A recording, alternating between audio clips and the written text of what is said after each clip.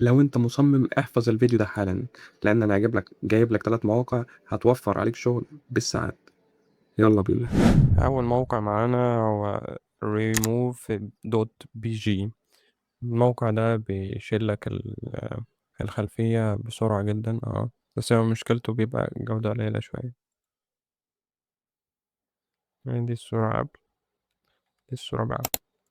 الموقع اللي بعده هو إنك تجيب صور بطريقة احترافية وبجودة عالية، هو اسمه pixel.com. دي BMW مثلا، جايب لك عربيات بكذا زاوية.